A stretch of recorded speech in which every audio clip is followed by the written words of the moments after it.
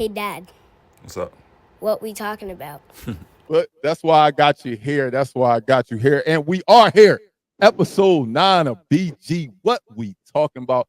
This is a special episode. This is special episode 1 because this is the last episode that I'm filming in the man cave. This room right here will no longer be the room where I record because I'm about to move to the DMV. Yeah, I'm relocating. About to leave. I'm relocating to the DMV in August in about 3 weeks, man. So this is the last episode of here, and I'm glad to have 2 guys that I got with me. One of the guys is gonna be mad because he actually in the city that I'm in, and I'm leaving. So shout out my dog Ray, dog, my boy Ray. We've known each other since 2004. Yep. Right when I got the White Man Air Force Base in Missouri, 2004. I met him. At the time, he was the OG. I was the young boy. And 2 decades. Yeah, that's 2 decades. That's 2 decades. And it sounds crazy. That's a long time. 2 decades, my guy. To be able to keep contact with somebody. And again, I'm glad to have you here, my fellow Eagles fan. He's not from Philly, but my fellow We don't Eagles have a team. fan. I'm from Arkansas. We don't have a team, baby. I've been the Eagles since 1984. Randall Cunningham. I mean, I'm just that guy. I mess with it, but I was a quarterback as a kid. I ain't mean to cut you off, VG. The hell of an introduction. You ain't cut me off. You ain't cut me off. That was to you. Okay. To you. So I was an Eagles fan because of the fact that I played quarterback since I was a jit. And there wasn't many quarterbacks that looked like us, that ran like us. They had the abilities of us. And I ain't have none of that shit. But at the end of the day, man, I played my ass off, and I looked at Randall, I looked at McNabb, I looked at Vic, I looked at all these quarterbacks, man, growing up, and we got to give props to my man from Tampa that won the first brother to win the Super Bowl. Oh, Doug Williams? Doug Williams. Got to give props and respect to that. But at the end of the day, man, as a young running and gunning quarterback, I looked at Randall Cunningham as the GOAT. Then we had D. McNabb come through, and then we had. So long story short. As years went on, they transcended the position. And they made it seem cool to be a young black quarterback, man. I never was great, but I was all right in my position. So on top of that, aside from that, thank you for allowing me on the platform. I'm an aspiring podcast guy that wants to be there one day. It's a pleasure to meet Coach. We already did this shit earlier, but I still did it. Man, let me do my intro, man. You over here about the intro. Is that look? Hello, we on BG. What we talk about, not Ray. What we talk about. But as my dog was about to say, man, I got a guy that look. Ray just told you 2 decades. Me and this guy grew up in the same neighborhoods, the same basketball courts, played in the same gyms, played for the same coaches as kids. And he reached out to me the other day. Hey, BG, I saw you doing your podcast, man. I'm interested. Yeah, I mean, I'm trying to start mine up. I had one already, but I'm trying to start mine up, and I got a lot of ideas. And ever since that day, we've been chopping it up almost every day since about this. And this is long overdue.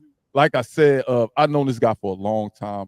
One of the purest jump shots I've ever seen. You know how you got a silky jump shot and you left-handed, it look even silkier. I hate that. I always hated that because his jumper was pretty because he was left-handed.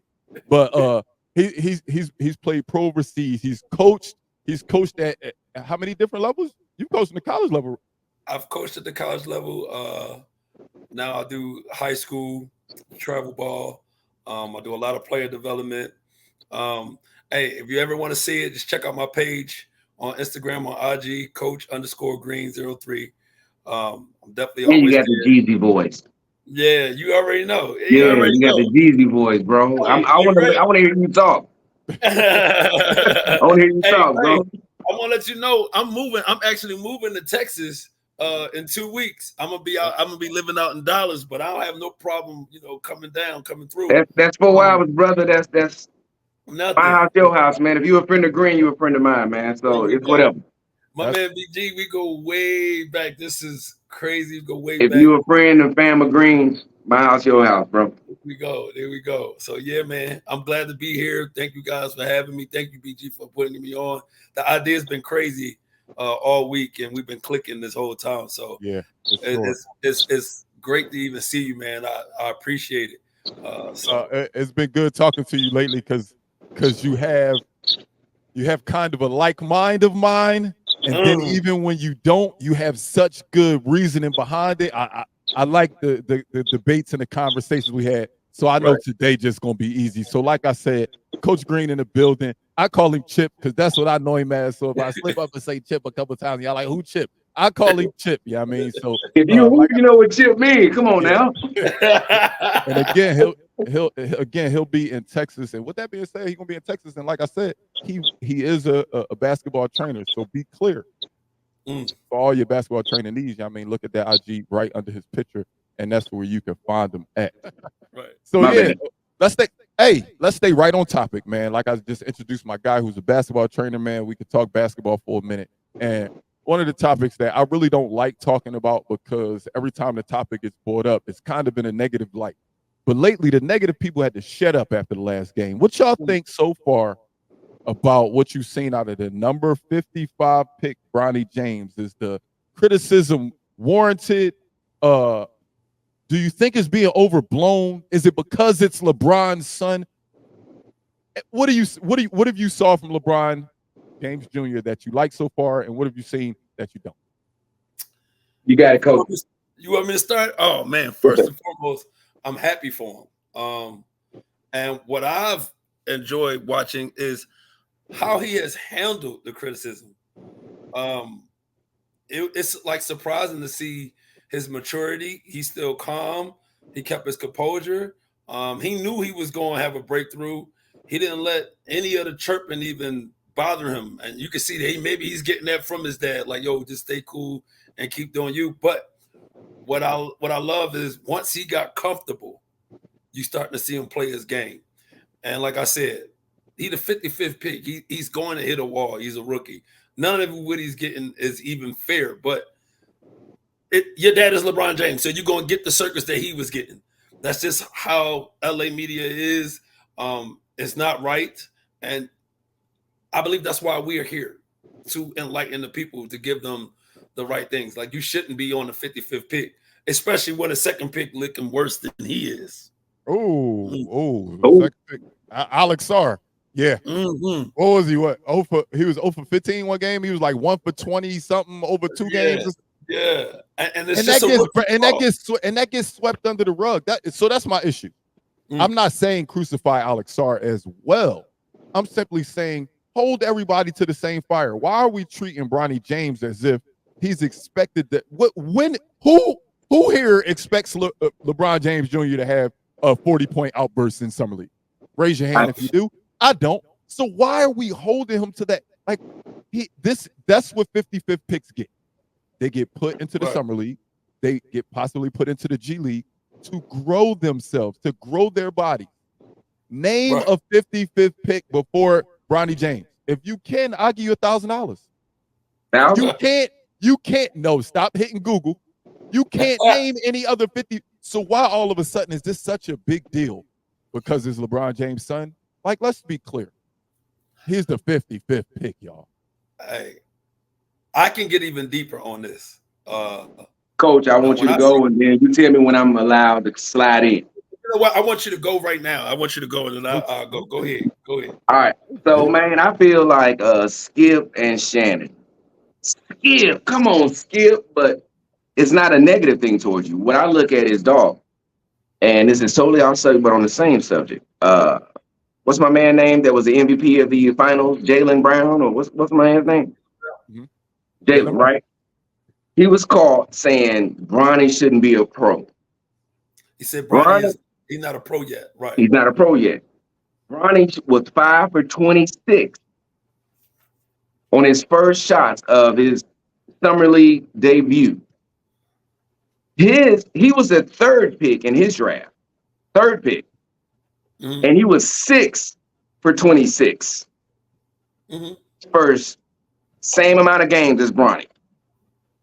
So how dare you? I like that. Well, you did your homework, huh? Come on, huh? You did your homework. You're younger than me. Okay. Come on, huh? Okay. He came prepared. Today. What I'm saying, bro, hey, when you send me shit, I look shit up. But anyway, what I'm saying is, at the end of the day, Jaylen Brown had worse statistics than Bronny did by 1 point. But at the end of the day, how dare you fix your mouth to say he's not ready for the pros when you were the 3rd pick and he was the 55th and still put up better numbers than you did. Do your research on your own lineage, legacy, my guy. What I think Jaylen Brown was doing was just going off the eye test, though. He's sitting right there watching the game, to have that opinion, and I don't think it's a bad opinion. Jaylen Brown, you're out there every day, so you know better than anybody in that arena if those people look like they're ready. So I think he was just going off the eye test right there on the spot. But I think if Jaylen Brown was given a box score, if he was given the paper for the box score and was able to actually analyze and look at film and see the little things, he wouldn't say something like that. He was just simply reacting off of what he saw right there on the spot. Right there, he had an opinion. That was one of those. He looking at him and he just thinking like, no, he better not put that boy on the floor with me. Not yet. Like, not yet.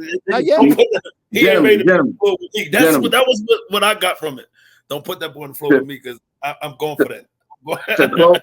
To close it off, man, what I'm saying is all of these guys in the summer league, because you don't even have the first years playing in the summer league. These are all rooks.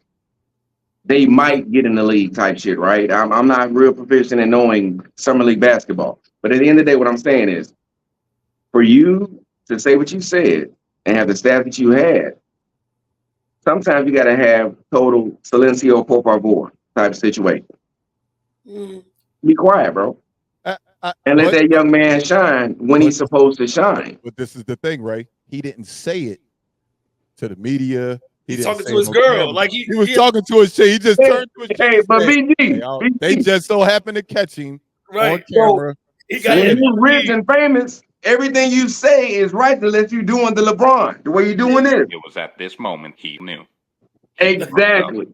If you ain't doing this, bro, it's open for season. That's what I feel like that's in your first contract. That's like a part of your first contract in the NBA. They tell you, look, if you want to say some wild stuff, do like this when you're talking to somebody, so they can't. Hey, right here. They will tell you.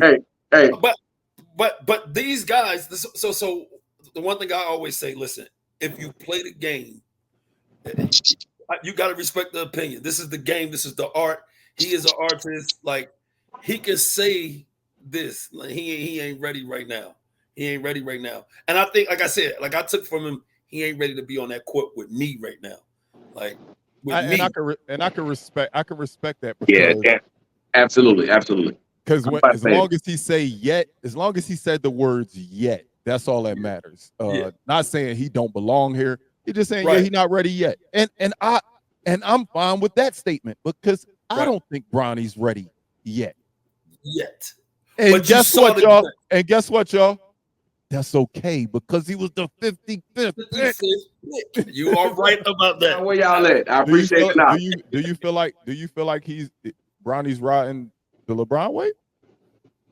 No. Okay, your statement before you said that, I thought that's what you leaned towards. I'm like, I feel like trying to separate itself. Like he's trying to say, look, it's me, y'all. Let it be me, please. The right way, in my opinion. What I will say, BG, is I love the platform that both of them have as far as giving out their version of his journey. Bron, while he was in the Olympics a couple weeks ago, he was like, hey, he don't give a shit about what the people say about him. He's playing video games and he's about hooping. Bronny was terrible. I mean, absolutely the worst in his first 2 or 3 games. This kid is just now getting in the league, and he wasn't even great at USC. He was just all right. And what we have to give an understanding and a pass for, and it's not us saying that this kid doesn't deserve his flowers.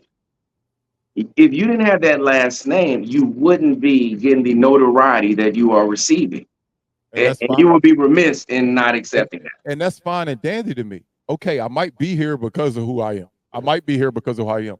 But be clear that I also put the work in as well. Absolutely. It's not like, now, if Bronny was just trash, let's be clear. If he was just trash, I'll keep it a buck with you. Like, he here because of his dad. But I watched this Get him out of here. I've watched this kid evolve over the years. I don't just start liking kids in college. No Diddy. No Diddy. That sounded wild. I really start following these kids in high school when they get that pick. like high school basketball is huge. So I try to start picking up on these kids early on so I can see, oh, I think he's going to be tough. And then half of these kids, I remember when KJ Martin was in high school. Like, I remember that. Like, and I'm glad that I got to see him evolve from that to what he is now. Bryce or Bronny? Oh, Bryce is going to be, yeah, Bryce. Unless Bronny get that growth spurt, Bryce Hey, when Bryce shot up 3 inches over Bronny, bro, it was like, oh, and he got the same skill set. My bad, BG. I'm gonna shut up. No. I love that because that's a conversation. I don't even think it's a conversation that need to be had because I think everybody collectively thinks that Bronny's gonna be a lot more. There ain't nobody gonna be saying he got in the NBA because of who is that? No. This kid deserves to be there. He's gonna have a lot more hype. He's gonna have a lot more people watching, though. It's gonna be crazy. Pressure is gonna be on Bryce. But it's gonna be easy that's Lionel Richie Sunday morning. But the thing is, he already has the God-given ability. So just having the talent and the size is enough to be ready for it. Because I think, all right, I've been in the limelight my whole life. I'm LeBron James' son. The only difference between him and Bronny is, how about you? The difference between him and Bronny is, at the end of the day, Bronny is only 6'2".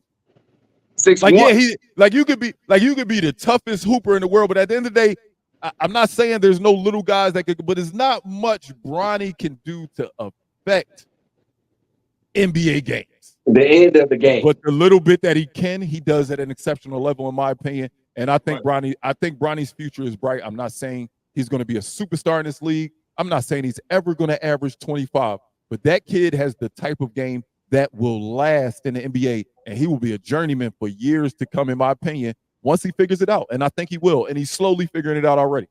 100. You brought it up a second ago, Ray. I was going to segue right into it, but my bad, bro. We almost not your bad. It's perfect that you segued into it. I'm glad you did. You brought up LeBron in the Olympics, what he says. So let's talk about the Olympic team, because the Olympic team is revving up for Paris, man. The Olympic team is revving up for Paris, and I've been having a lot of deep debates. I want to first talk about the Olympic team, and this was not on the list of things that I wanted to talk about, but I have a question for you two brothers who have been around long enough to be able to answer this question. Nigga just called us old, coach. Go ahead, Green. I'm the same age as him. Hold up. I'm the same. Well, you call me old. I don't know. I better disrespect. Hey, class of 01. We were class of 01, dog. What you talking 98. about? 98. Ain't no O in my class. I'm 98. Damn. You was on the other side. Oh, nigga, did you Kevin Harvey? You was on the other side of the century. Damn. No, but what's your thoughts, man? Is it gold to bust for us right now? Do we look like we're the best collective of basketball players from what you've seen so far? Do you think we put the right group of guys together? Would you rather some other guys? How y'all feel about us going into Paris in the next couple days? You tell me, coach. You want me to go first? You want to go? I'll go. First and foremost, when we talk about the Olympics, I got to tell both of you brothers, hey, thank you for protecting this country. Thank you for all the services that you did do for us, because you are way better men than me. And I always tell you guys thank you. So I want to make sure that I definitely tell you guys much love. This country, right? When we talk about USA, you guys, I'm cheering for y'all more than anything, right? Appreciate it, dog. Appreciate you. Much love, man. But as far as the Olympic team, it's always gold or bust with us, right? We are the best in the world. I hate the fact that they try to come out our necks and talk crazy. That's one of the secrets out and the theories that I have about our game being under attack, right? They try to make us lose. Like, I could go back when LeBron first got on there with Wade. They ain't even play LeBron and Wade and Melo, and they had to come in and get ambushed because they lost, but you ain't play them guys. But when we're talking about our country, right, and we talking about Team USA, it's always gold or bust. This team is loaded. Yes, of course, I wish Kyrie and Jaylen Brown was on the team. They are outspoken the way they need to be. They need to be talking about these things, especially when it's election year the way it is right now. We need somebody to answer some of those questions in a different light. But I'm sure we'll get to that. But overall, our team is just nasty. We got grit. We got some grind on there. We got glue guys on there, and we got superstars on there. We got old superstars, we got young superstars, and we got prime superstars. And I think it's enough to win gold. I want them to get the mentality of domination, and I want them to dominate every game. I feel like they've been letting these teams hang around too much. And that's just the difference between my era and what this era is. They just need to know. Let me cut you off for a second. Hold on, Green. It was my turn, Green. I thought y'all just gonna sew it up. No, I'm not gonna give my point. Okay. I'm gonna rebut one thing he said. Do you think that we don't go out there with the right mentality? As let's just say the dream team went out there with, hold up. Or are the teams we're playing just way better than they've been in the past? Like, yes, I do think we could be better, but let's be clear that the talent we playing now is a little bit different than it was in the past. Well, I can understand that their mindset definitely has changed in the past to think that they're on our level. But the fact of the matter is, when we go out and we come in with a mindset of dominate, see, 92, it was just dominate. Like, we knew, like, y'all ain't even close. We ain't even gonna let you think you close. This year, we'll do that. We'll come out and we'll dominate. We'll go up by 20, and then we'll be like, oh, it's over with. We're gonna take our foot off the gas. We're not gonna play a complete 4 quarters. We're gonna have some lapses. That's just this generation versus the old generation. The old generation, we ain't had no problem beating you by 60. You know what I mean? But then I throw my rebuttal in again. Yeah. Do you think that they beat the? Do you think? Now, don't get me wrong. The Dream Team is nothing to be messed with. But I'm trying to tell you, the Dream Team didn't face any talent like Canada has this year. The team that Canada has this year is better than any team the Dream Team ever faced. That's not true. Canada this year? No, listen. Spain was tough. Spain with the Gasol brothers was tough. Canada this year? They're super tough. Canada always got athletes. Don't let me get that twisted. And Canada is real tough. But when you're talking about all these teams, Spain has some teams. I'm not discrediting Spain. I don't want to discredit Spain because when they had the Gasol, they was different. But at the end of the day, I don't think cats ain't even mentioned the Philippines, the littlest team in the world. You cats ain't mentioned the Philippines. Why do you want us to mention the Philippines? To do what? What I'm saying, bro.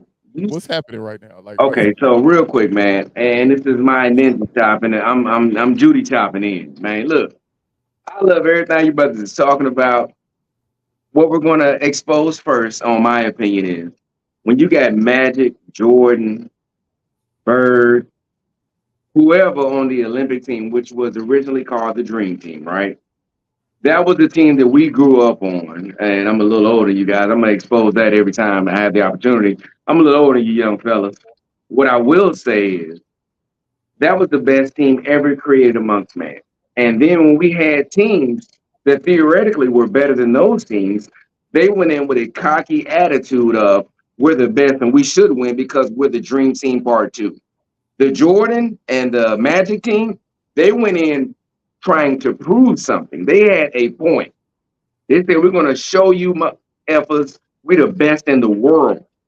These young kids, and I say young kids, the guys that are my age or your age, they was in like, yo, we the best, man. We're going to go whoop these cats up.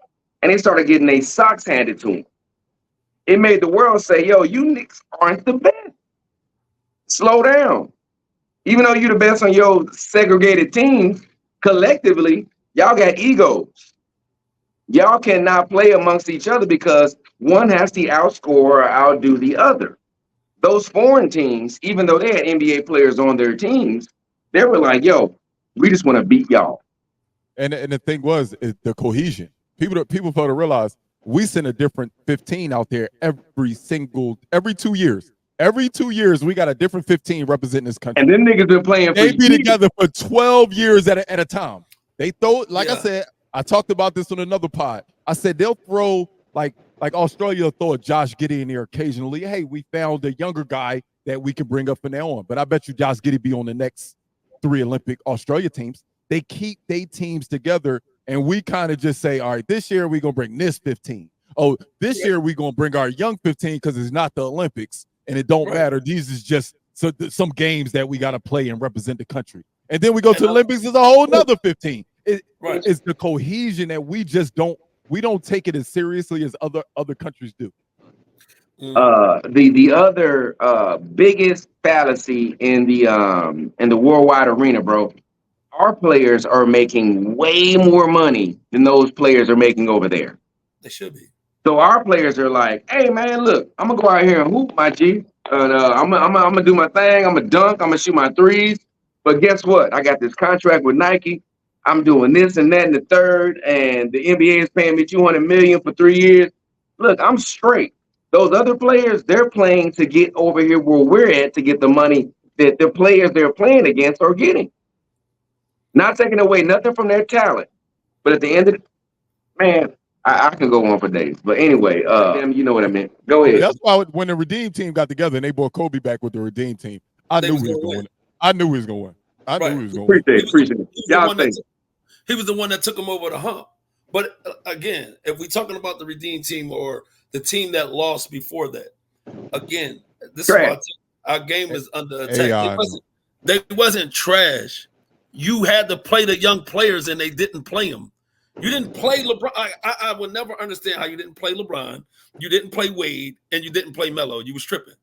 You was tripping hard, and that just goes to our game being under attack and what it was now, like what you spit into us now. To me, the reason why these guys don't know the domination is because they're not being brought up and hearing it. Like all right, for example, in Philly, we got old heads. We got old heads that'll tell you about, yo, you need to know how to dominate. What I mean to them is they're not getting that old head coach. They're not getting the proper coach. And the NBA is doing way better with getting black coaches. College. Can I call you out? Tell me one person that's on the bench on the Olympic team right now. Devin Booker. We both said the same name. Right. Devin Booker. We both said the same name. Devin Booker. Okay, Book. Other than Book. Anthony Davis. Davis started, don't he? No, KD started. Drew Holiday. What you want to do? I could do. Hey, I forget where I'm at. My apologies. You know you ain't about to say that to me, and I'm not gonna be able to we hooping. We hoopers over here. Like I just think. Hey, BG, my bad. I just think them learning what domination is what's going to really get them through. Not just winning the game, but dominating the game. And we have all the ability to dominate the game. We can lock down every position. And they just need to go out and do that. They need to show more on the defensive end and more in the effort. And like we was talking about the other day about basketball in this country, right? Like, I'm like I said, when I'm talking about USA, I'm cheering for y'all, right? When we in this country and we go out and play, they playing for like us. The goal. Like they know if they lose, they know no. They lose, they're gonna get hated. But if they win, they still gonna be hated, but they're gonna be cheered. But they're gonna be cheered by us. You understand? So it's just different. While they play for their country, they play, we playing for us, and it should be more. Like Ray said a minute ago, he just said they could looking at it. Look, I got this endorsement, I got this contract. I'm here for. I hate to say they there for them because I do think they do want to represent the country, but I don't think they get. I think they play. I think they'll play harder in a game 7 of the finals than they would in a gold medal game. Why wouldn't you? I like this group. I will say that I do like this group. I think this group will close it out. I think this group will close it out. I like the leadership of this group. I like the guys of the group. These are good guys, but I do like Brian. People who've been there already and won. Brian, KD. I think they're going. Winning gold is not optional, Coach. Oh, for sure. It's not even. They can't come on with silver. It's gold or bust, baby. Coach, winning gold is not even an option. And the fact that you just said what you said, how Bron steps up. If you look, I watched every game, bro. At the end, who gravitates the team together, it's not the coach, it's Bron. Right. At the end of it, they do 1, 2, 3, gold. But Bron gives the speech of saying, we ain't did ish yet. Let's get it together. 1, 2, 3, gold. That's it. It's gold or bust, baby. I'm all for that. Around before I get into the topic, I want to get into about the Olympics. Around the horn real quick. You could add one player to this Olympic team. Who you add and why? One player. You don't have to replace anybody, but one player could be added to this Olympic team to add that last little. You know what? If we add this, all right, ain't no questions. There's already no question. But if you could add one player, who would you add? Who? That's tough, but I would go with Jaylen Brown right now. You can't win Eastern Conference Final MVP and the MVP and then get skipped over for the Olympic team. And your teammate. Yeah. And again, every black boy and black girl and every really American needs to hear Jaylen Brown's story, his cause, his purpose. He is the blueprint off the court. And that should be recognized. And his talent should take it to a whole nother level in these Olympic games. It's sorry. I'm really a little upset that he's not even being a part of it. That's who I would go for in this scenario. Like, he is the guy that I would say for this team. 1,000% agree with Coach. I'm not a Boston fan. Don't give 0 F's about Boston. But at the end of the day, man, the guy that they chose, in my mind, when I first saw it or knew it, I like, he must have told them, nah, I got other shit I'm doing. And he didn't want to go. But when he posted what he posted, I was like, yo, y'all didn't even invite, bro. Like, y'all said he was the best of the NBA championship team, and y'all didn't even invite, dude. The light-skinned boy with the big forehead and the crazy-ass look, yeah, he deserved to be there. He's a great player. But why not invite the player that was voted as the best? There's a lot of behind-the-scenes stuff. It is. Him and Kyrie beef with Nike is well documented. Nike sponsors the Olympic team. There's a lot of stuff behind the scenes. There's a lot of stuff behind the scenes. It's controversial. Yeah. It's controversial. If I had to replace him, I would go with a guy like Jaylen Brown. I won't say I want a dog. I want somebody that's going to be it on both ends. And that's why Jaylen Brown is a great pick. Right. I like Jaylen Brown. But then I also like what I got out of Jalen Brunson this year, dog, in New York, dog.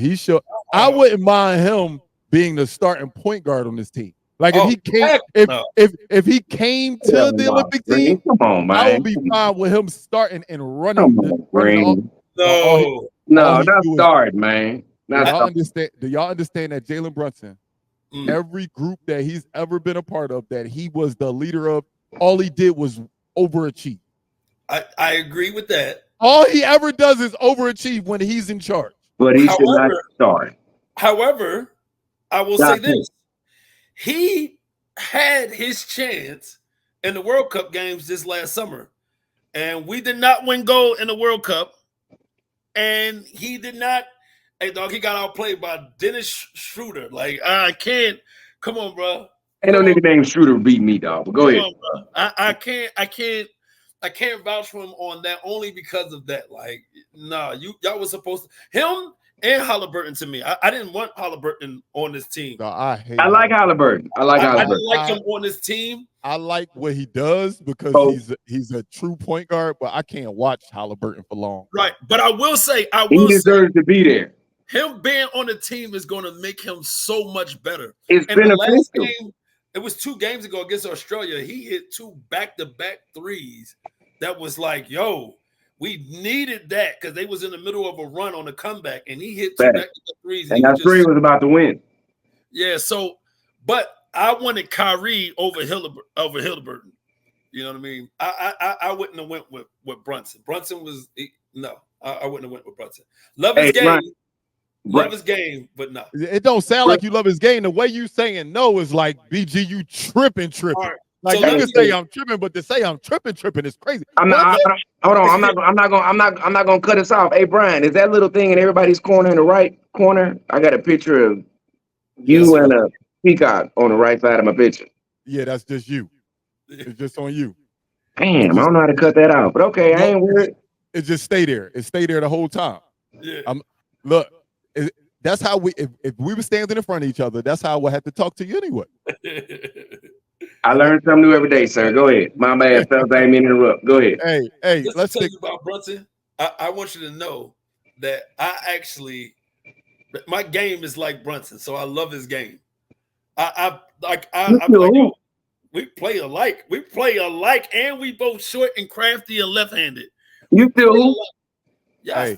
I still get it in every Hey, day. hey, Ray. Coach. Hey, Ray, you ever been around somebody and they say something and it's usually like egregious when they compare their game, and then you ever been around somebody that got somebody and it's like spot on and you ain't even got a rebuttal for it? Yes, sir. Yes, sir. Oh, yeah. I love his game, but I Yeah. just don't like the. Very I don't- similar. Very Yeah, similar. I don't like the fact that he did not bring home the gold in the World Cup game. Hey, So, Coach. it's time to move on. I like my young boy Drew Holiday a little bit better for this team. Hey, the one demographic that BG has that you and I don't possess, I'm pretty sure that BG's seen you hoop before, and he's seen me hoop before. I don't even know I can call mine hooping. I get lucky and make a three every now and then. But Brian has the cognizant mindset to say, oh, okay, Ray can talk a little shit about this. And I know I'm gonna say Coach. Coach can talk about Ship can say this about his shit. So Brian, I know you got something on your chest that you can relay, man, and give both of us, my bad, it's your show, but I just want you to give me and Chip something about our play, if you don't mind, sir. Well, for Chip is easy for me. I don't feel like he could be sped up. He plays at his own pace. I hadn't played with him under a whistle and since we were younger, but I want to say about maybe 6 years ago, we both just so happened to be in Philly. And one of my homeboys, Antoine, hit me up like, yo, we up Panatti hooping. I said, no, I'm at my mom's crib. I'll be there in a minute. I pulled Already. up, I had some shoes with me, so I pulled up, everybody outside, Chip in there. I said, damn, Chip out here? Okay. Chip get the inbound, take maybe 2 dribbles.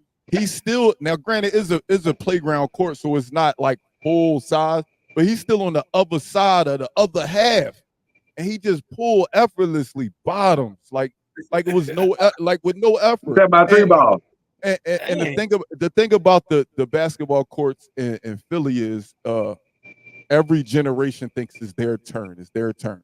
So obviously when they see, oh, these dudes coming to the court and they think, oh, they used to play ball here when? Oh, yeah. So obviously they're going to play a little harder. And the one thing I say about Chip is no matter how you guard him, I'm going to play my speed. I'm going to play my game. You're not going to speed me up. Why would I let you speed me up? How tall are you, Chip? 6 foot. All right, go ahead, BG. Finish your shit. I just want to, I had to put it in perspective. Go ahead. So yeah, perfect guard skills. I think he was meant to be a 2. God didn't give him the height blessing that he gave me. So I think he's kind of forced to play a 1 on certain levels, but he's just a natural 2 guard. But that comparison to Brunson is crazy. I never thought about that. I never thought about that. Game. I love his game. Hey, and before y'all finish, Brian, don't even give my comparison because his shit sounded way more cooler than mine could sound. So I don't even want you to say nothing about me. He's played on every level of basketball you could play outside. Hey, so I don't want you to mention nothing about me. So it's not comparable. I'm gonna keep it real with you, but exactly, and that's why you already know your speed is unmatched. That's enough said. Brian. Your speed is unmatched. Hey, we was talking about the Olympic team, so let's stick to America, man. Yes, this podcast, we on episode 9. I've yet to touch any political topics, so if y'all want to speed through this topic, I'm fine with it. A lot of people thought, oh, BG, you was in the military and you couldn't speak about America often, but now you can because you retired. You can say whatever you want with no repercussions. You can give your true opinion. I'm not really on that side. I'm not quick to just jump to giving my opinion about stuff, but it's crazy, dog. They took a shot at 45. What is 45, right? Yeah, 45. They took a shot at old Donald Trump, dog. They took a 45. shot. Hey, Coach, let me go first on this one. They took a shot at 45 in our home state. A lot of people get it confused, Chip. You can clear it up right here with me. Usually I'm the only person from Philly on here, but people don't realize we don't really be like super claiming Pennsylvania. Like we claim Philly, like upstate Pennsylvania, we don't really rock with. So when people say, oh, y'all in PA, be like, no, we tripping in Philly. But yeah, that's neither here nor there. But yeah, they took a shot at 45, man. He got shot in the air, apparently. The guy was on the roof. The kid was killed eventually. 4-5 got out of there, gave you a nice little picture, and continued on with his day. What are y'all thoughts about what's going on in America now? I'm gonna keep it real with y'all. It felt a little staged. This is not BG saying, "Hey, this was staged." This is me saying, it looked a little scripted, in my opinion. But I'm glad that the guy is okay. I'm not saying I'm the biggest Donald Trump fan, and I'm not saying I'm the biggest Donald Trump hater, because I don't hate the guy at all. But I'm glad he didn't die. If it was staged or not, I'm glad the man ain't died. I would have hated to see that. So what's y'all thoughts about 45 Keto getting shot in the air? I got it. You got it. Hey, fake news. It's all fake news. Nigga, come on, man. Look here. First of all, dog.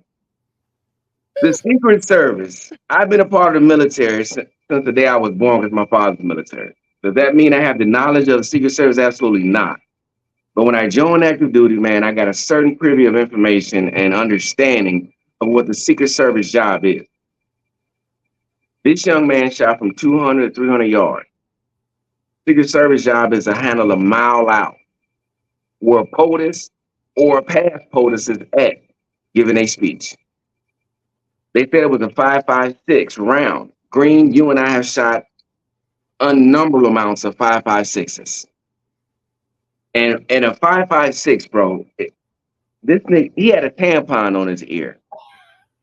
If he got shot with a 5.56 round, and this kid was 20 years old, and he shot from 300 yards, and he only got the tip of his, bro, first of all, I don't know, I'm gonna turn my head, I can't see the camera, but right here, that's my ear.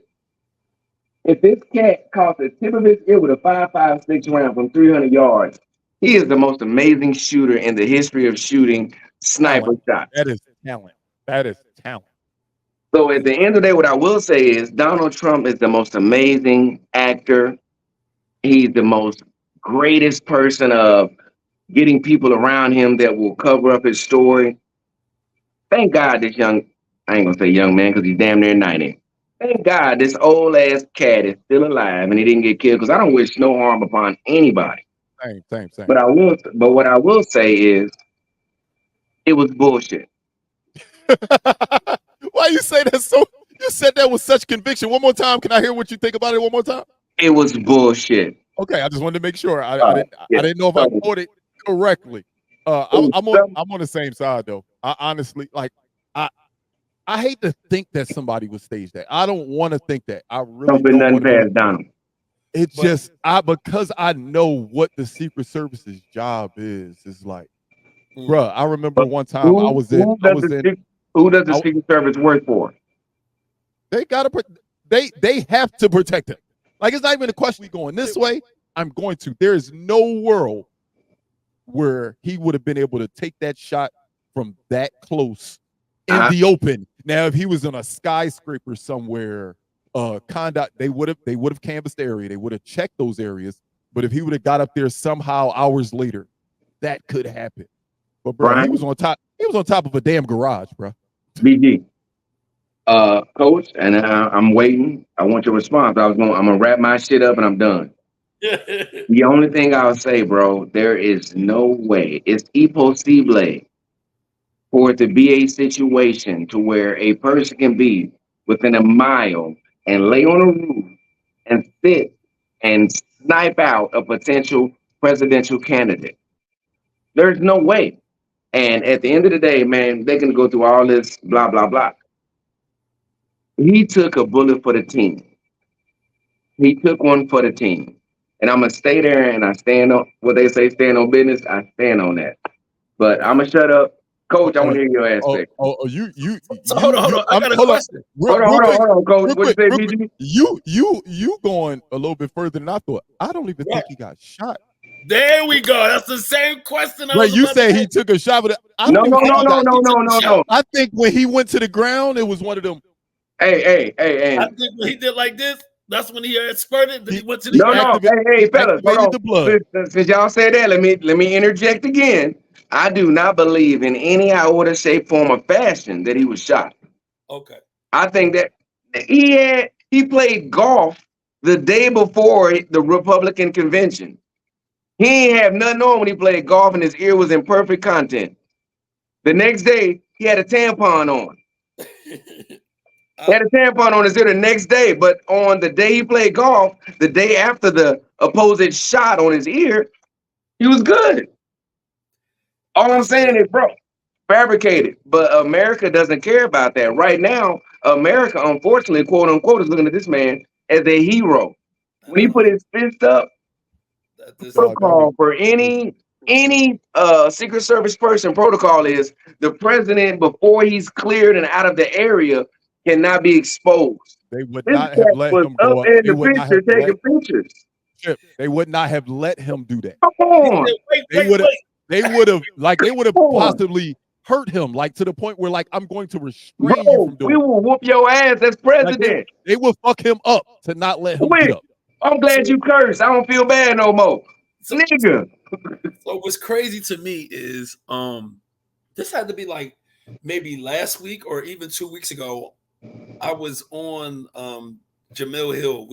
I was commenting with her, talking politics or whatever. And first of all, I love her work. Like, she's awesome. But she was saying to me, because I was saying, like, I don't know how, when Ice Cube came out with his stuff for Black people, Black America, I don't know how nobody got with him, you know what I'm saying, and really tried to help it out to make it work when the real politicians was already taking some of that stuff and putting it into their own. How we didn't come around him and really build it up the right way. How y'all thought it should have been built so we could have been working together. You talking about Trump? Huh? You talking about Trump? No, I'm talking about Ice Cube one. Right? Oh, okay. My bad. Go ahead, man. So she was saying to me, why are we depending on entertainers and all that? I said, so my response was, if you looking, these politicians are now the entertainers. What Trump did was the most entertaining thing. He's the entertainer right now. Am I not watching this? Like, I'm looking at this like this is all-time rookie work. Y'all ain't even have to tell me this. And I'm listening to y'all because, again, when it comes to this country, y'all got first say. So I'm going to listen to y'all. Y'all know way more than I know when it comes to this. So I'm going to listen to what y'all saying. And I'm looking at this like, come on, this is what the entertainment is. And you want me to believe this? And the fact that the Democrats can't beat them out is blowing my mind. Like, how? How? Well, you think about it, I think it's an easy how, because entertainment is what sells. Like Ray said, the second he raised his hand and they got that picture, if you look at the picture, the flag in the background, Secret Service look like they struggling. He got blood coming from his ear. Y'all can't stop America.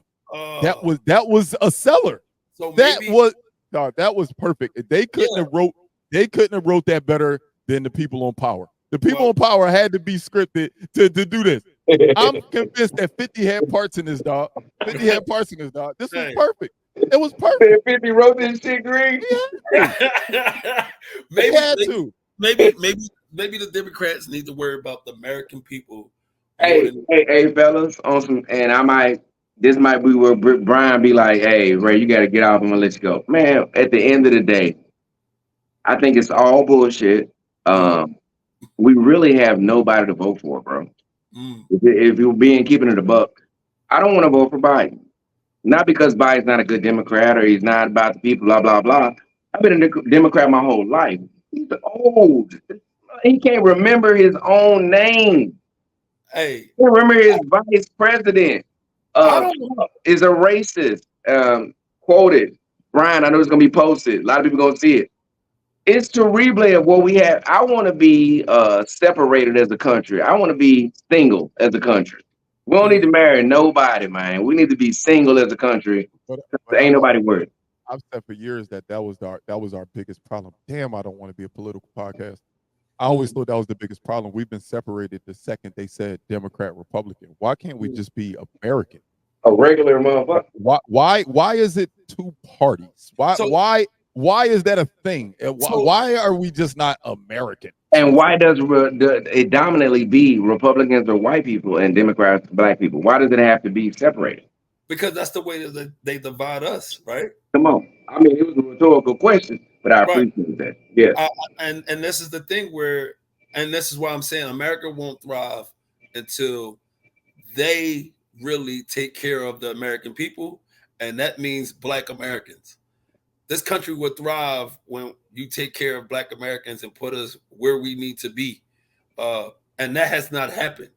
And until then, it's going to be a shit show. Like it just is. And it has been. And it has been. Yes. Hey, Kinfo, coach. My bad, BG, man. Tell me to shut up. But hey, quick before you go, you see this right here?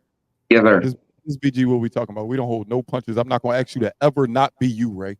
All Everybody that comes on my platform, I want them to speak their mind. If after it's over, they got second thoughts and they say, hey, BG, cut out what I said about blah, blah, blah. I have no problem editing it, but I just want you to be authentically yourself. That's why I asked you on my platform, because I know you have real things to say. Yes, sir. Hey, what you talking about? You're not about to just come up here blurting stuff. You're gonna give your opinion and state facts along with your opinion. And if sometimes a lot of people not gonna agree with it. If everybody agreed with you, this wouldn't be a good world at all. It is. Speak your mind. What we talking about? My dad, man, and I was blessed to have two dads, Ray McNard Sr. and Charlie Conway, man. Charlie Conway raised me from 9 years old. My dad had me at the upstart. But at the end of the day, man, my pops, stepdad, from 9, he told me, man, you about that bitch ass shit. I said, what you mean, pops?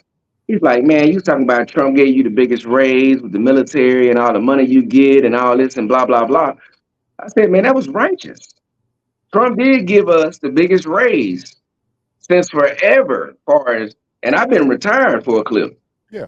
So when I got that raise, bro, that was like $300-400.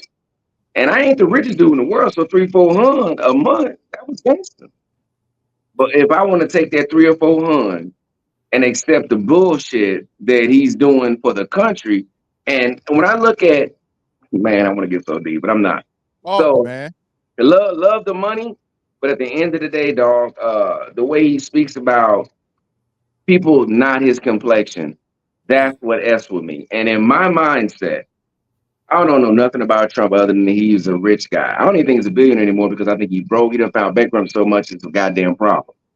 But at the end of the day, this dude has so much influence on the world, and while he has the power of the presidency, that's the position to where he can get his money back. And he can let people out of jail that went to bat for him when they were lying their ass off. Because let's be clear, Donald Trump is a very, very intelligent individual. He knows what it takes. Like, hey, I lost a lot of money doing this XYZ. You know how I can become rich again and still have power. He knows what he's doing. He's not gonna make dumb decisions in the lead up into getting the position. Everything he's going to do is going to look right. It's going to look right. Then he's going to get there and hopefully make the right decisions for the entire country, not for the Republican Party, not for the Democratic Party, not for white people, not for black people, not for brown people, not for yellow people, for people. That's the problem. I think the divide comes when it comes to Republican and Democrat. And because it's been drilled into our head that Republicans are more for the military and for the rich, and Democrats are more for blacks and for the middle age. As long as that's out there, well, that's the crazy part. That's the crazy part to me is I don't think the Republicans or Democrats are for the blacks. I think they on the same team and they just pose the division. It depends on what blacks you talking about, folks. But you know when they all sound like they all for us right now when they need to vote. When they need our vote. They say the right things to us right now. When they need to vote, they're gonna say all the right things. So in this time, I was saying this time, right? This is the time where blacks need to hold their vote, and they need to know how to play both sides of the fence. They need to straddle the fence until we get what we want. This is the time. I don't know what we want though. Like Ray said, this is what we have to choose from. Is not all.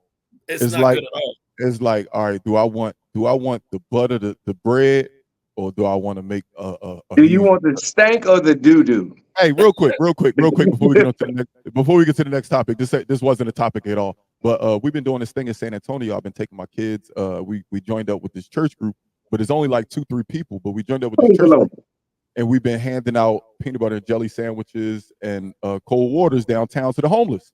Right. I got a quick question, yo. My daughter was making a sandwich, right? And she had got down to the end, and she made a sandwich with both butts, with the ass of the bread. We eat the ass of the bread together. So the rule, I feel like the rule, no diddy. I feel like the rule is like when you get like halfway down the bread, you got to use the top butt. You got to use the top butt because you can't let it get down to the last 2 pieces of bread is the butt. Hey, Brian, can I say something real quick? I try not to eat. I try not to even get to the butt. Like I don't want the butt. I feel like I make enough money. I've come out of poverty. I'm not saying I grew up poor, but I didn't have everything I wanted. But I've afforded myself to have nice things, and I don't feel like I should have to eat the butt.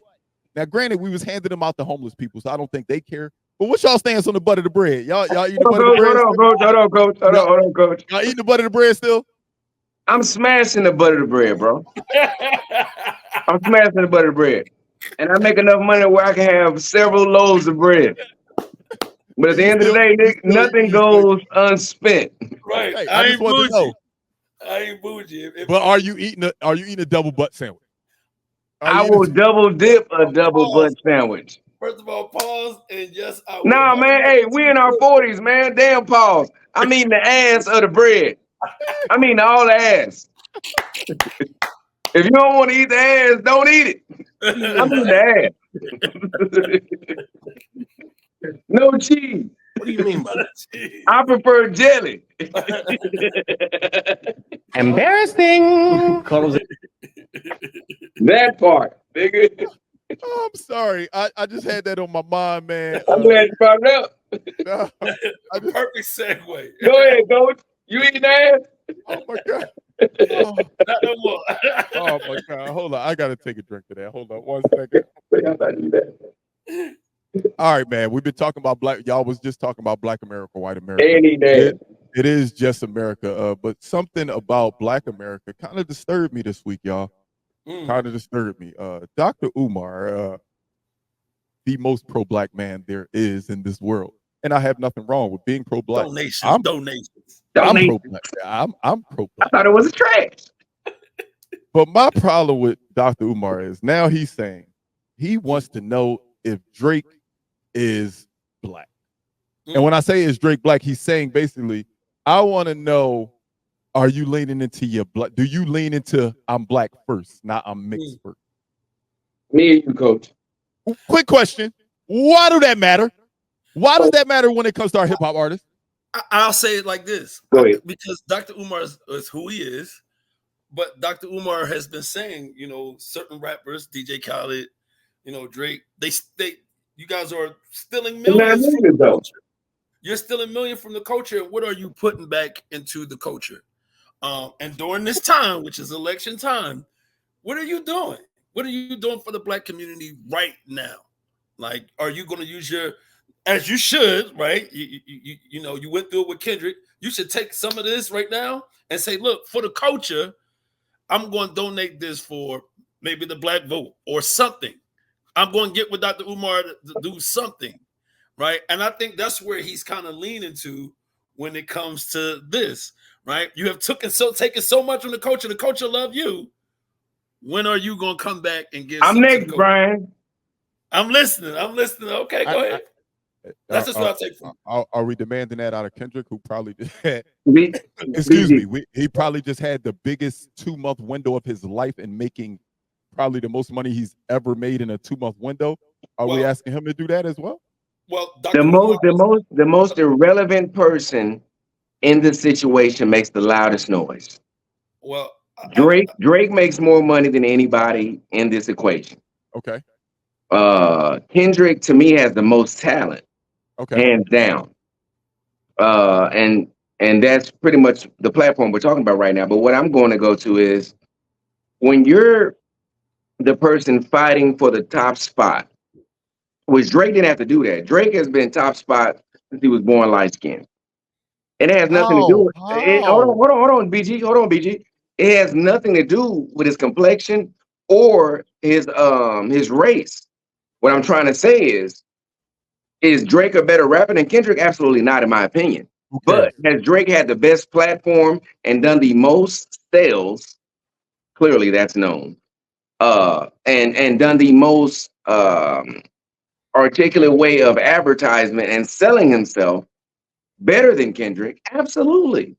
So, Absolutely. So because that's there, that means he should just be in the forefront of blackness? No. So because of that? Well, why does that? Because I just want you to, right, what you just said made all the sense in the world. But why does it matter if he's black, if he's white, or if he's mixed? Why is that? No. And so now we're going, hold on, coach. He asked me a question. The only thing about it, we talked about Umar, right? Or what? I don't even know how to say this nigga name. Oh, Umar. So, long story short, the most irrelevant person in this conversation is the cat we're talking about. No. Yeah, absolutely. He has no platform, dog. Is he important? And is he a pivotal figure in Atlanta and Georgia and the South and what he's predominantly done for black people? Absolutely.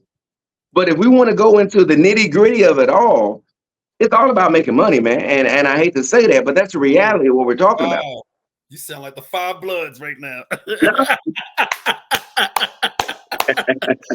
Hey, again. Go ahead, coach. Go ahead. He has been on the air talking the same thing to Kendrick Lamar. Like, yeah, he said it's all good that you brought the Bloods and Crips together for the concert, but now can you bring them together to really do something in the community? Can you bring them together for change, right? For real change. And I think that's what he's saying to Drake. Like, are you going to continue to steal from the culture, or are you really going to give back to the culture? But what makes it stealing, though, Kev? Like, it makes it stealing. What makes this? I just don't understand what makes it stealing. Let me help you. Let's not act like he not still. He Jimmy. He was an actor. He had people write for him and everything. But when it comes to that, you stole from the culture, my guy. Like, you are an entertainer. How did he steal? He's a nigga. What did he steal? He's a nigga. What I'm saying, well, when somebody ghostwrite for you, that's not, you know what I'm saying? Don't get it twisted. I listen to Drake. I rocks Drake. So I ain't gotta be a Drake fan, but I'm just saying for you to say that he got what I'm saying he ain't write no bars. No, what I'm saying to you is we stream his music, we love his music, he get rich from us. So that means you taken from the culture. What are you going to give back to the culture when it means why is that taken from the culture? Okay, let's just say it is taken from the culture though. Okay. All right. How many rappers are doing it though? Like, show me these ones that's at the forefront. Why are we holding him to such a fire as if like he's the one that has to do it? You have the biggest platform, so you should do it. Who cares if Benny the Butcher do it? Who cares if Side the Prince do it? Why does it have to be him? Why do I have to use my platform to be? Well, he called out both, and both should show up for the culture because this is the time. Look, it's election year. It's one thing to call out both, but to just say, are you more pro-black than you are pro-mixed? Why does that matter? And then on top of that, BG, coach, I know you're going. On top of that, BG, I have a problem with the culture. What is the definition of the culture? Because again, we're only 3 years apart from each other. I don't see the culture as any of these rappers that we have now. The Baby, Lil Baby, and Lil Baby and them, Baby Mama and them, Red and Sexy and Glorilla. I don't see any culture in any rap. The only one who has the culture, the only ones that have the culture really is J. Cole and Kendrick Lamar. And then the other niggas don't have all the culture.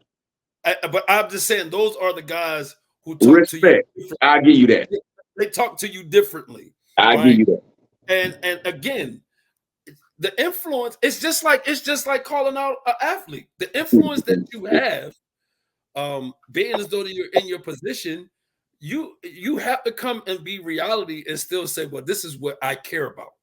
So I'm taking it as, hey, he's saying, look, show me what you really care about right now and come and do something for the culture. I'm taking it that way. I've said this for a couple years, and I said there's the Drake LeBron scale. Drake and LeBron are held to different a different level than everybody in the world, and I don't understand why. So my value. And I say that because you say that, all right, well, they both was held to the fire. They both was asked. The same way LeBron was asked, why are you doing this? Why aren't you doing that when the George Floyd stuff was going on? And he did. Right.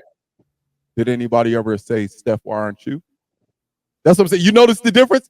Okay. LeBron and Drake get held up. Why aren't you? Why aren't you? Why aren't you? You Right. do what? Right. And then the guy right next to him, that's God bless. the same level, Right. level, is not Right. held to the same fire. That's what I don't like. I don't like that they judge different. I've been I saying this. understand that. I feel like I've said this statement for the last 9 episodes of BG What We Talking About. That Right. Drake and LeBron scale is just not fair. Well, like, just judge them as the same way you judge the guy that's against them. The same way people judge LeBron, judge Kobe on that same scale. Judge Mike on that same scale. The same people that judge Drake, judge Kendrick on that same scale. Judge J. Cole on that same scale. That's all I ask. Just judge them on the same scale. Don't go into it with your biased opinion already, not even caring what the other person has to say. Well, I would love to see his response to it. I'll say that. But do you think that's warranted in response? Because I look at it like this. So I have mixed children. My children are mixed. I feel like my daughter, my oldest, so I won't even put my 2 youngest in this equation, but my oldest, I think she does lean more into her black side. But I don't want her to ever feel like she has to answer that to anybody.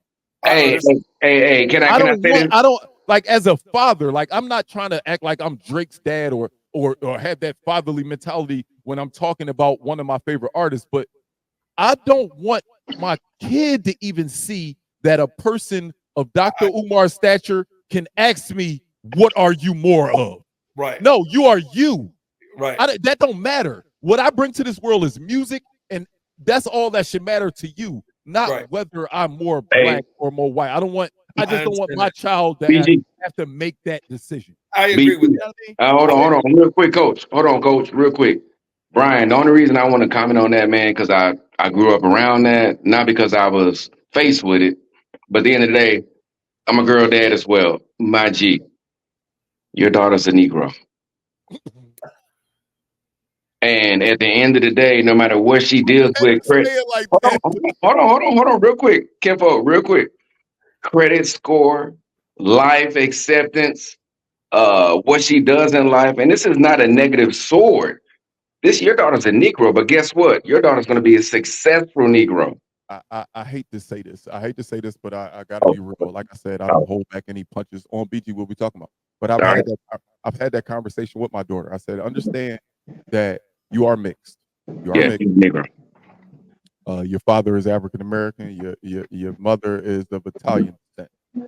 So you are mixed. You can have that title on you, but understand that every interview you walk into, the world is going to look at you as a Negro. Every target you walk into, you're a little black girl, and I want you to. You're a black woman.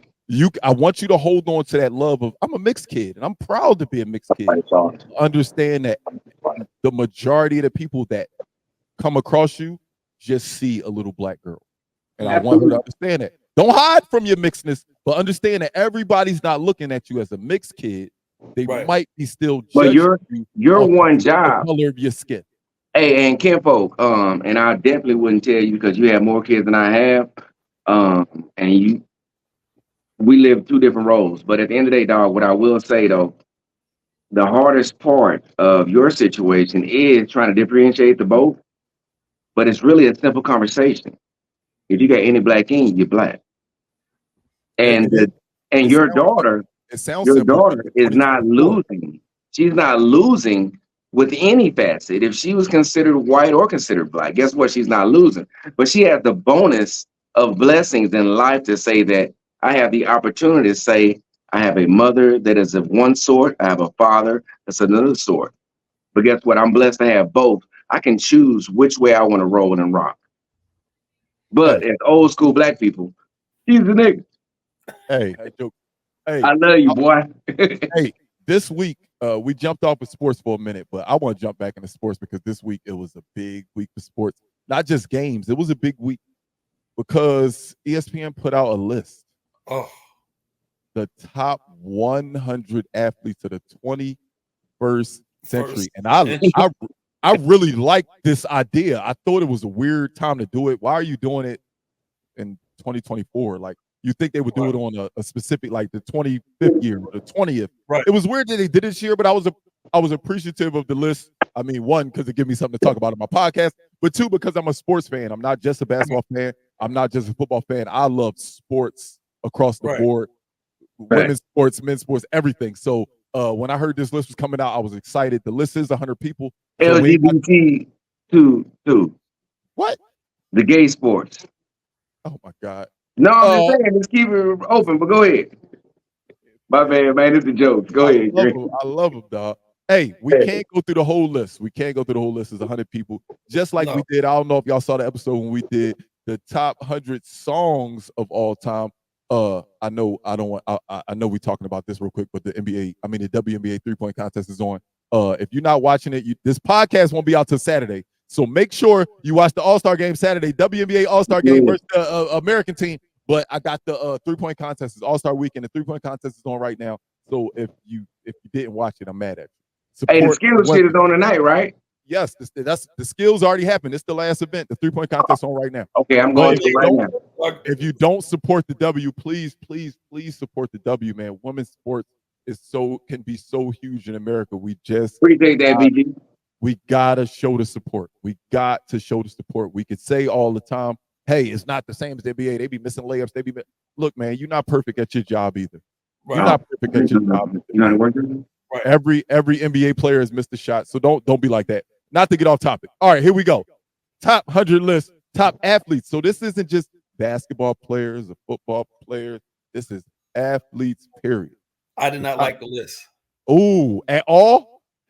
I ain't gonna say at all, but first of all, Iverson is not on the list. That threw me for a whole loop. Yeah, that's the replay. That is. To see Steve Nash over Allen Iverson, that just threw me completely off. I did not like. We talking about practice. We talking about practice. Not a game. Practice. Floyd Mayweather was too low. Floyd was probably the most disrespectful. Floyd was way. He ain't no dog in the fight, bro. And I'm gonna tell you this. I'm gonna tell you who caught my eye, and I felt like she was too low. Maya Moore. What was her number? Do you remember? 36. Number 36. Maya Moore is the real WNBA. So the only reason I love her, I thought you was going negative.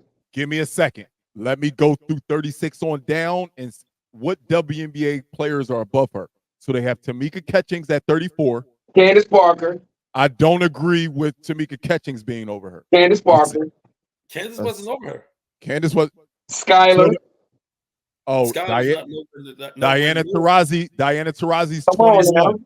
Is not better than Maya Moore. Okay. Yeah. Hey, Slick. I love you, Dev Coach. I just met you a couple hours ago. No. now remember, we're counting their collegiate careers as well. And Diana Taurasi won as well. Won how many? Diana Taurasi won 2 or 3? She only won 2. Listen to me. I live with that argument. I live with that. But I think Diana Taurasi has been a star in a W long. For the longest. Maya took that time off. Like it's but before she took time off. Hold on. If a man went out and had a baby, it wouldn't be shit. But she took time out because she had a kid. Am I correct or am I wrong? No. She retired. Let's talk about Maya. I thought she took off the first time because she had a kid. No. Oh, I'm wrong. I'll shut up. Go ahead. Maya Moore dominated the WNBA. Maya Moore is the real GOAT of the WNBA. I'm just gonna correct. I agree with that. 4 of them things. I agree with that. 4 of them things. She won national championships in college. Hey, dog. We're not about to do this because we want to talk about this list. But you better stop disrespecting Stewie. All right. What? Stewie ain't got nothing. Listen to me. You better stop disrespecting Stewie. Hey, I love Stewie. Hey, Kennard. Sir. Stewie went to UConn and said, I'm here to win 4 national championships. And what did she do? I'm not going to the WNBA first. I don't care how good they say I could be the number 1 pick. I'm here to win 4 national championships, and she held true to her promise. Mad Are respect. you kidding me? Mad respect. I love Maya Moore, but What's Maya Brianna Moore Stewart, to? she went to UConn, didn't she? Okay. I'm just trying. Green just made your point though, coach. Hey, Maya Moore is nothing but dominant, my guy. Hey, And then what she did, I agree. I just think Brianna Stewart. I like Brianna Stewart game. hey, fellas. Hey, clearly, hey, Green, this is your platform. I will say this as an outsider. Hey, man, can we agree on this? Anybody that's mentioned that we've all forementioned has changed the game of women's basketball. Yeah, so I don't think I agree with that. So it's not a slight. As long as they made the list, is what matters to me. So I agree. I agree with you. Hey, way to stop the argument. Way to stop the argument. See what I did, Slick? See what I did? Hey, let's jump into the top 10. Let's jump into the top 10. Number 10, Kobe Bean Bryant. Kobe Bean Bryant is the number 10 athlete of the 21st century. Should have been higher. Notably won all of his championships in the 21st century. One MVP, two finals MVPs.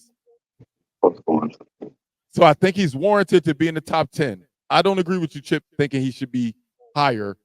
When I say the 9 on down, I don't know who he replaces. Hold on, BG, just so I didn't miss it. You're saying Kobe Bean shouldn't be what? I'm saying I don't think he can go higher than 10 when you hear 9 to 1.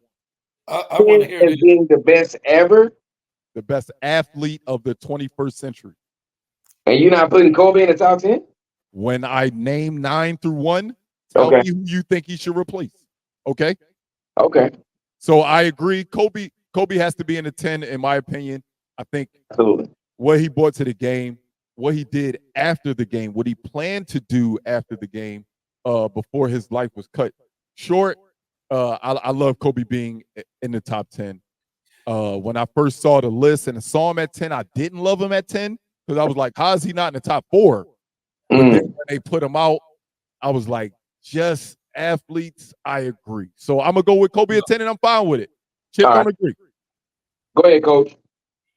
I definitely don't agree. But I see the list is strong, but I'm telling you, he's over. See what I'm saying? No.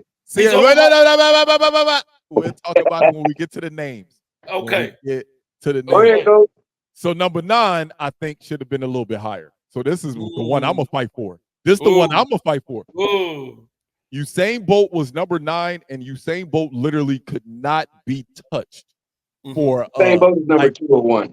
10-year window. He couldn't be touched. 201.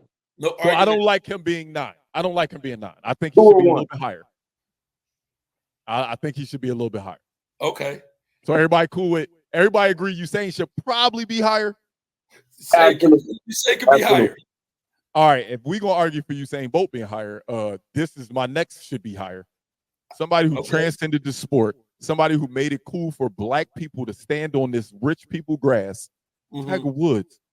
There was a time where Tiger Woods was, I don't know if you know golf, Chip. I don't know if you know golf, Ray. I get my there was a time where he was winning by like 20 strokes, 15 strokes. Like it wasn't like you talk about domination. You remember we was talking about the dream team earlier? You talk about domination, like there was no chance of people winning. Bro, he was about winning the green jacket the most other than Jack Nicklaus. He gonna catch Jack eventually. Come on. No, he ain't gonna catch Jack. I don't believe that. He's gonna it's over, Tiger. Right. And that's my thing with Tiger. My thing with Tiger, I think Kobe should be higher than Tiger. Yeah, I agree. There was no point in Kobe's career where he was the most dominant and guaranteed a victory. Tiger Woods was a guaranteed win, and that's why I put him over Kobe. Kobe is the most alpha basketball player I've ever seen outside of Michael Jordan. But he could, because it wasn't an individual sport, he could not affect the fact that if I'm here, I'm going to win. Kobe didn't have that effect. We know as Kobe fans, if he wanted to, he could score 70 every game. Right. But because it was an individual Give sport. me a minute, coach. Tiger Woods' individual domination was superior than Kobe, in my opinion. What I will say to your point, absolutely correct in so many facets. The only thing is that separates Tiger from Kobe is Kobe was dominant in a league that looked like us. Tiger was dominant in a league that didn't look like us. It don't matter what it looked like. The best talent. No, everything matters. Everything matters. The best talent was of the lighter hue. No, I'm not. They ran it. Tiger Woods came over and said, "No, let me show you." Green. But Kobe won it with a team. Tiger won that shit dolo. Everything he did was dolo. Are you saying Tiger was better, or are you agreeing Tiger should be higher than Kobe or lower than Kobe? Who should be? What I'm saying is, closer to one? No. I just want, before you give your point, I just want to know: are you on my side that Tiger's above Kobe, better than Kobe, or Kobe's better than Tiger? Which one are you on? It's really hard, man. It is hard because one is the individual sport, one is a team sport. Absolutely. But I mean, you got to judge what it is. What it is what it is. One person dominated. I'm gonna give Tiger. Dominated their sport. Now, I'm gonna give Tiger. Now, if Kobe had like a 8-year window where he was winning MVPs, or but we like, know why he wasn't like the winning Jordan MVPs. window where it was 8 years, I won 3, chilled for 2, won 3. An 8-year window where it was no question, but there was question. Tiger. I don't. But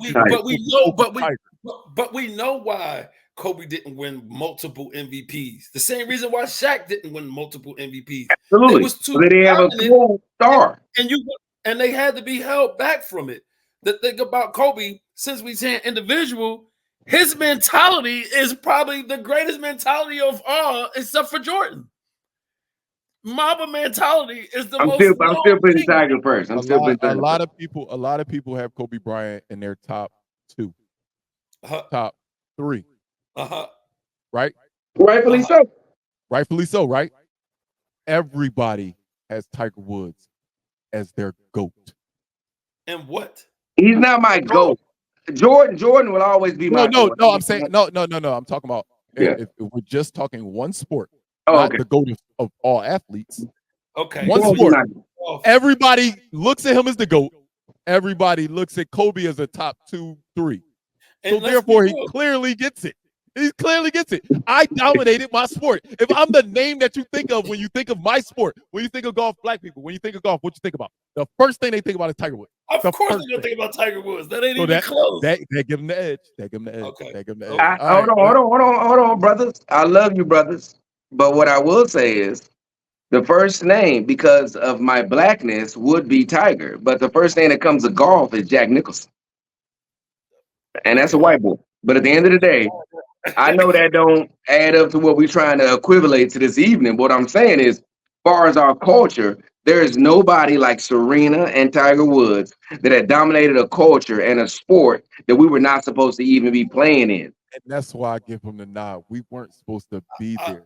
I'll take it. We weren't supposed to be there. And that's the thing. I don't want you to think that argument for Tiger over Kobe means Tiger should be 1, Kobe should be 10.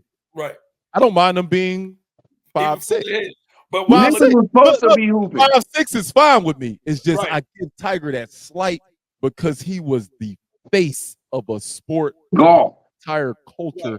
Come on, everybody else. So that's right. But when I look at the next name, I don't even compare that. Like the next name, she's supposed to be. Go ahead. I think Simone Biles at 7 is amazing simply because not even arguing it. Nobody said Simone Biles. Yeah, not even arguing it. He's a GOAT. He's a GOAT. A lot of people give that slack because we only. I don't want to say, when I say we, I mean the casual fan. The casual fan only pays attention every 4 years and doesn't understand that she dominates in between year round as well. Yeah, and because she dominates all year round, and then every 4 years as well, comes out and show like it's not even close. Y'all can't rock with me. I think she's rightfully so being at 7. Hey, can I say this real quick, gentlemen? The one thing that I recognize, because I do pay attention to all sports, Simone Biles has a vault that she does that's called the Simone Biles vault because nobody else can do it. When you get a move named after you. Hey, when you That's got a crazy. whole movement named Damn, after you, guys. that hey girl, what you doing tonight? Hey, I'm gonna do the hey, Simone Biles. Ain't Chip, that bitch compete? Chip, to this day, bro, since the day it was done until Come on, 2024, man. generations later, to this day, if I throw that ball out there and yank it with the hand, somebody gonna say, "Oh, he pulled out the sham god." Oh, Damn, guys. no matter where you are in this world, you throw that ball out, yank No, it back, no matter where you are. Oh, he look at that nasty sham god, dog. Right, To but get ain't one- nobody gonna do it. Ain't nobody gonna do the Simone Biles though. Ain't nobody gonna ever do it. That's crazy. That's crazy. Shout out to Simone Biles. At number 6, we got Roger Federer. Kobe was supposed to be there. got rich. Is that a culture thing though, Kev? I think Kobe that could be a was- I think that could be a culture thing because I mean, let's be clear. I know tennis. I know the big names. I know who's supposed to win. But do we really watch tennis enough to say, yo, this guy was that dominant in a sport? The Jokic's or the Federers or the Agassi's, as dominant as they were, I don't think they'll ever get the true respect. So the reason I respect him being on this list is because the people at ESPN get paid to care about all athletes. So that's why I don't mind it. Although I know how dominant he was, but I don't like him being on a list above somebody like Kobe Bryant. Yeah. I hate that. I hate seeing that. Do me for a loop. When Do me it's a, for a complete loop. when it's a sporting channel that has to do all sports, I'm not mad at it. I'm not mad. Okay. Thank you, man. Let's jump into the top 5, man. We finally got here to the top 5, and Okay. I'm gonna be honest with you.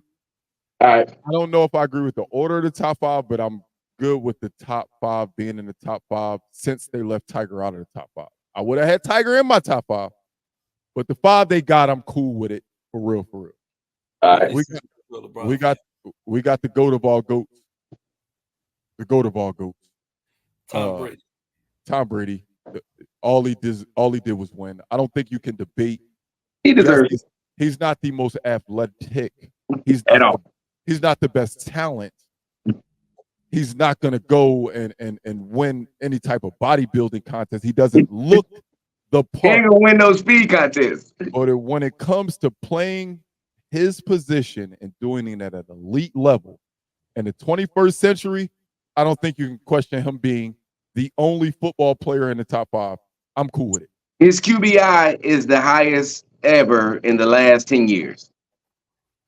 I don't have a problem with it. Yeah. No In argument. the last 10 years. Yeah. You can't rival. You can't argue winning Come on. constantly. Like you can't argue winning constantly. Like, bro, at what point do you stop winning? So Tom Brady being at 5, I like it. I like it. And guess what? My Eagles beat him in the Super Bowl. So cool. Yeah, one. Look, he can't beat the NFC East. He I won't say can't because he did beat us once. Yeah. But his problem is the NFC East, and we got one of them. So I'm turned up about that. It's about to get controversial. All right. But It's not. Oh, it's not? No, because it's warranted. It's Okay. Hey, Coach, I think we're about to get into it. I don't know what Green about to say, but I think we're about to get into it, Coach. No, I thought Chip was going to disagree with this guy being at 4, but LeBron James lands at number 4 on I'm with it. top 100 athletes of the 21st century. I'm with him being at 4, but I'd rather him be higher. If good. he was higher, I wouldn't have had no complaints. Yeah, what LeBron has done, I'd rather him be higher. Yeah, what LeBron has done for the game, I would not have had complaint at all. If he was number 1, I wouldn't have complained. So are we arguing or just commentating on thoughts? No, so I thought it was going to be an argument because of Coach Green's love for Kobe. Okay, and Green, you said Kobe being so far down in the top 10 and LeBron being so high. So when we talking greatest athletes, so all right, here's my thing. Like, go ahead, baby. Ray, you brought this up earlier when you was talking about Kobe Bryant and how he spoke so many different languages. Right. So I got the chance to meet Kobe twice. 2 times. I met the nigga once, show out ass nigga. Go ahead. I was always amazed with Kobe Bryant. And I always thought that he's taking so much slander, and they waited for him to die to really give him his flowers. He is way better than what he was presented. But if LeBron was number one greatest athletes for what he has done, Green, let me go next. Go ahead, Coach. He has done for the game, I would not have complained on that. Like LeBron really took a stand. The reason why he's a huge reason why they got the revenue money right now, like how they getting this so big right now. He is a huge reason for that. So in the player empowerment, like they don't give LeBron enough credit when it comes to that part. So changing the culture. I wouldn't have complained on that. But if we was talking skill and the basketball player, hold on, Green. So I ain't say nothing. Why you holding me on? I'm sitting here listening. I mean, I didn't even. Yeah, I can see if I was up to the mic, like, oh, I can't wait to say something. BG. All right, my bad. Go ahead, Coach. I have no complaints about LeBron being number 4. Like that, he should be where he is the king. I don't get it twisted. He is the king when it comes to that. So he should be higher. I will tell you that right now. He should be higher. Brian, BG, am I good? My bad. I know you said don't ask. Look, the only thing that I think or I see as Kobe being taken out of number 1, other than Jordan being the greatest, bro, because Kobe had that rape shit in Oklahoma or Kansas City, wherever he was at. I think had he not dealt with that situation, it would not be a question of who is the greatest basketball player in a lot of people's eyes, not mine. I'm a Jordan fanatic. I'm Jordan all day, every day, as far as the greatest player to play the game. But what I will say is it lessened Kobe's stock because of what he went through with that rape case with that young lady in Colorado. But that's just how they smudge your name. And brother, I'm not knocking you for that. What I'm telling you is that's the way the system. And boy, I was about to get my black righteous stuff like Trump. Put my hand up after I got shot in the ear. But what I'm trying to say is everything is articulated the way the platform of social media wants it to be shown. Kobe was the scorer. He was the best player. He was this, that, and the third. But when this young brother had so much power in media, it became a situation where other people, I'm not going to say a certain culture or a certain color or a certain platform, people had a problem with that. So they gave an avenue. You know how many young athletes have been dealt with as far as women saying this, that, and the third? And you know what? God bless. And if you've been disrespected, you deserve your flowers. And I apologize for all that. But what I'm trying to say is everything's brought up when it's supposed to be brought up. This young brother had everything going. The only person in NBA history that ain't never had no problems is LeBron James, right? But even if you minus that, what does he have to make him we understand as basketball fans how talented Kobe Bryant was. But this isn't a list about talent. When you look at this list, Usain Bolt has more accolades than him. Yeah. Tiger Woods, more accolades. I went left. Everybody in the top 10 is great. Let's be clear. Yes. They're all great. So you have to separate it. Court case in Colorado aside, Tiger Woods, Simone Biles, Usain Bolt, all of these people belong in front of Kobe. I hate to say it. And again, me saying they belong in front of Kobe is not a slight to Kobe. No. It's just saying everybody in that top 10 list was great this century. I wish you had your do-rag on, dog. It's Akbar. You are Akbar right now, bro. You talking about real shit. I don't mind. The reason I don't mind Kobe being at 10 is because when I look at 9 through 1, I'm like, well, something had to separate them. They're all great. They're all talented. Kobe's definitely more talented than Tom Brady, but we have to separate them in some way. We have to be able to put them in order in some way, right or wrong. I'm not, but when hey, listen, 5 rings is 5 rings, my dude. Five rings is 5 rings. 5 and 7. Okay, so who ahead? get real quick before we go on to number 3. Hey, before we go to number 3, can I say this real quick? I'm not going to 3 yet. I'm asking a question. Go ahead, sir. Before we get to 3. Right. Who ahead of Kobe doesn't have the accolades? Everybody ahead of Kobe has the accolade. So you can say 5 rings is 5 rings. Yes, they are. Undeniable. He belongs in the top 10. But when you look at 9 through 1, they all belong in the top 10.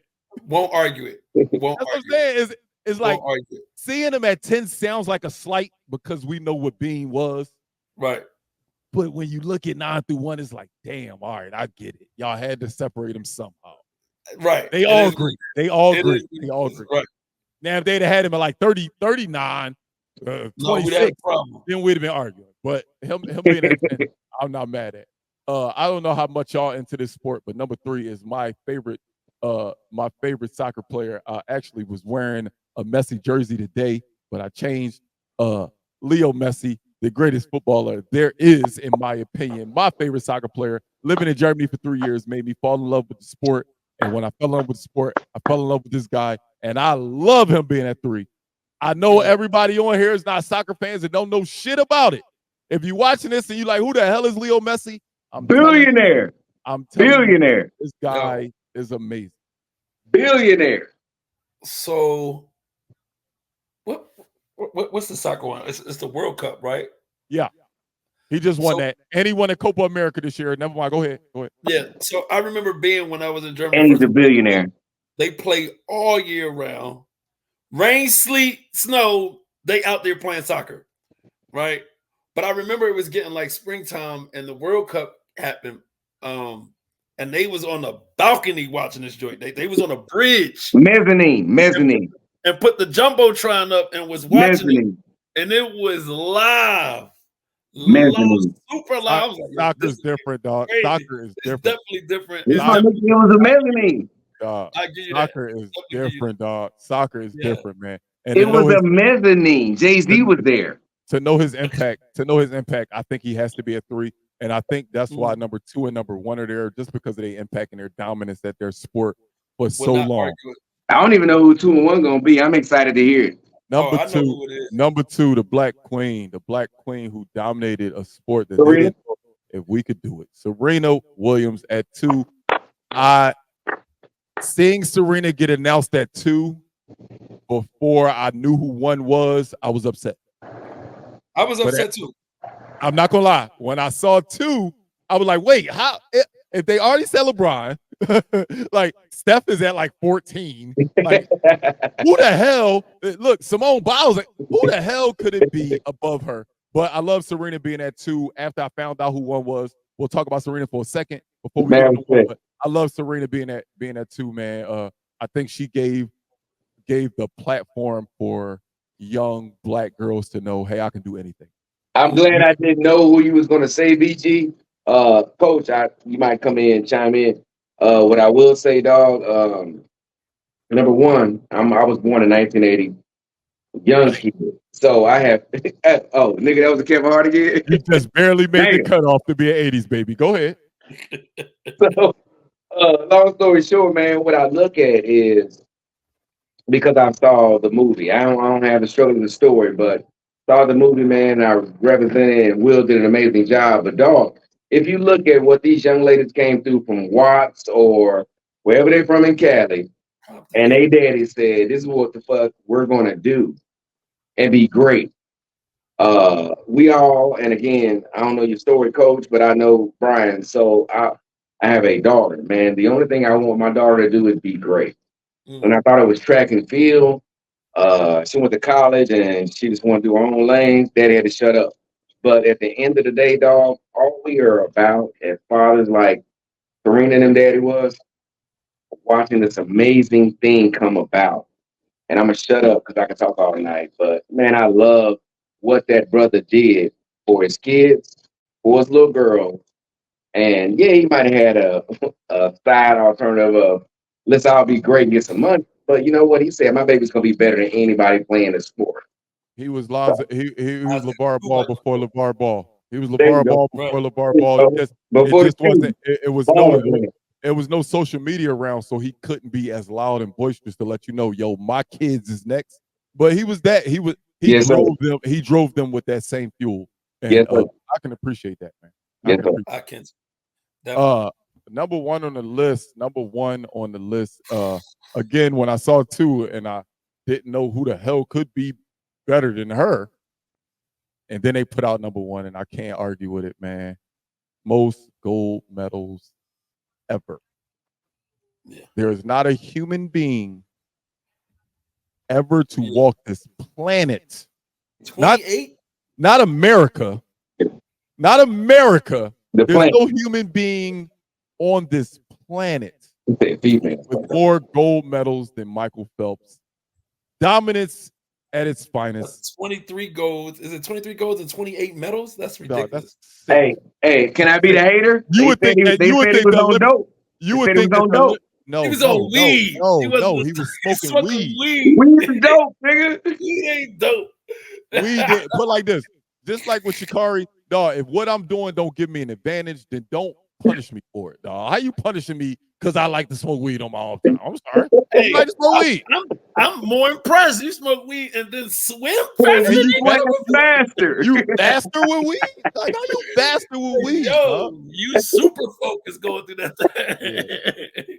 At the end of the day, man, I feel like ESPN, they'll never get a list 100% right, but I think they at least showed the greats of the 21st century some respect by doing this list. Like I said, I thought doing it in 2024 was weird. Like, why did they pick this year to do it?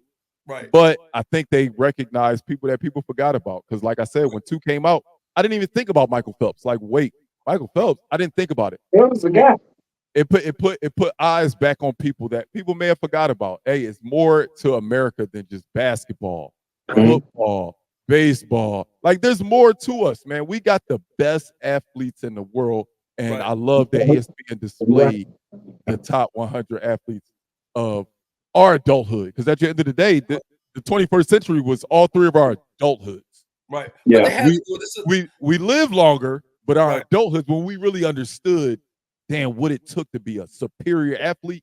Right. We watch all 100 of these players, these people, these athletes perform at a high level, man. So Can I take 10 seconds and ask this question? I guarantee, if like you said earlier, BG, you was like, yo, if you answer this question, I give you $1,000. Who was the top 10-meter diver in the Olympics this summer? Ray, what the hell are you talking about? What I'm trying to say is, bro, it's an amazing event that Black people are getting involved in. Okay. Damn, boy, you just shot me down. I didn't know where you was going with it. I was like, you had to make it good. shit, It was on the Trump thing. You was on the Trump shit. Look, I can appreciate it. Hey, we've been in here for damn near 2 hours, man. We about to get out of here in a second, but yes, sir. Before we get out of here, I want to give my guys the floor. I want to get them the floor. First of all, before I give y'all the floor, I want to let y'all know how much I appreciated y'all coming on tonight, dog. I started this like 2 months ago. Y'all made the inaugural 10 episodes. This is the last episode in this specific room. So this episode meant a lot to me. Look at God.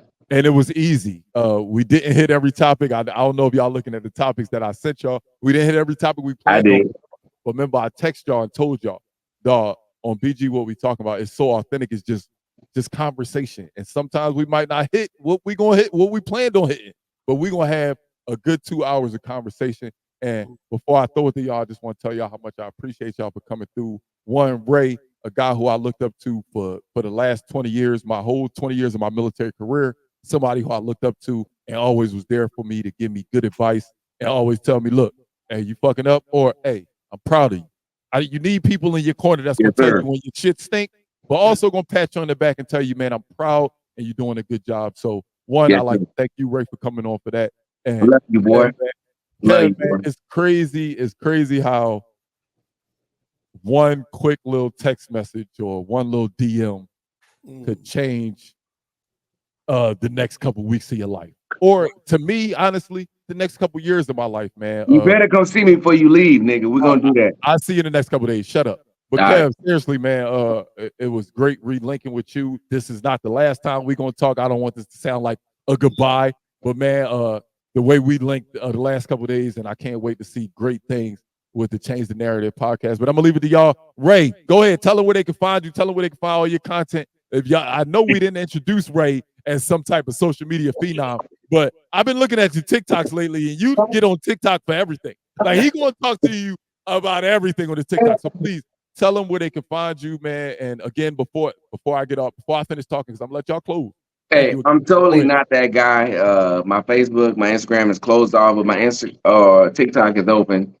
Ray K JR98, I think that's what it is. It's right there on the screen. Y'all can see it. Right okay, you got it. Okay, Ray K JR98, man. I post everything up there when I'm doing my thing, and if it's God's blessing, I'm gonna have a podcast. I'm trying to follow, and my brother Brian Green's. Damn, I gave you government. BG's. It's okay, they know who I am. I don't hide who I am because, man, I want them to know who I am. I try to be as authentic as I am. Hey, that's why I say I'm just being myself in front of a camera.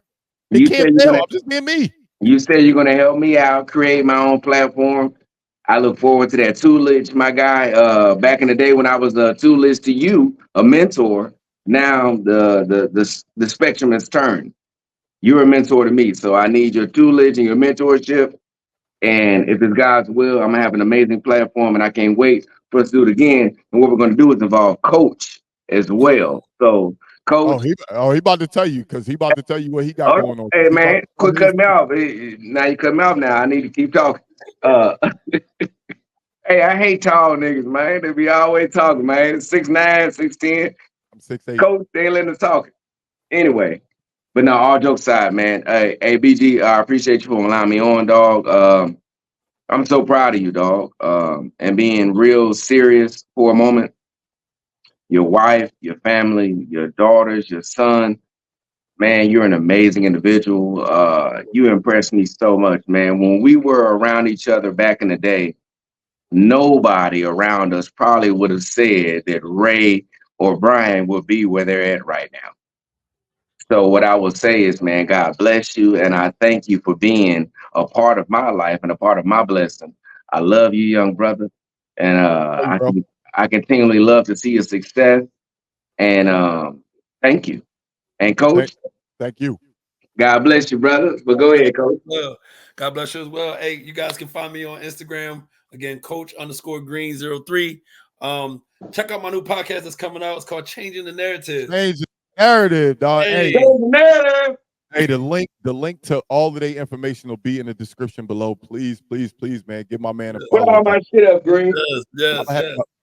Hey, like I said, coming from North Philly, you know what I'm saying? Seeing you in Philly and then seeing you years later in Germany and then coming back, like that's a whole full circle moment that people don't just get the opportunity to be able to do those things. Especially from where we from. Yes. Too many people we grew up with ain't able to do that. Mad respect, fella. Always been fabulous, and I love like being able. It's not gonna be the last time. Like I love shooting you a text. I was glad when I seen like, oh my man, this is my man's in them. Like I was so hyped. You're doing so like. Thanks for all the advice. You know what I'm saying, and I know we're gonna continue to talk. We're gonna continue to build. It's gonna be crazy. And the crazy part is we well traveled, so you know we're gonna travel to see each other, man. I'm definitely coming over. You definitely coming back to Texas. Hey, Ray, I'm coming down there. Final Four this year is down there, so don't worry about it. My crib is your crib, bro. Yeah, I'll be around, but you know, nice meeting you guys. Yo, yes, holla at me, man. Give me a follow, give me a shout. Make sure y'all check out this show, man. It's gonna do big things. What we talking about? What we talking about? Y'all already know what it is, man. This was episode 9 of BG. What we talking about? Thanks again to my brother Kevin Chip Green, Coach Green, and my dog for the last 20 years, Ray Kennard, dog. Y'all already know. Catch us back here next week. BG, what we talking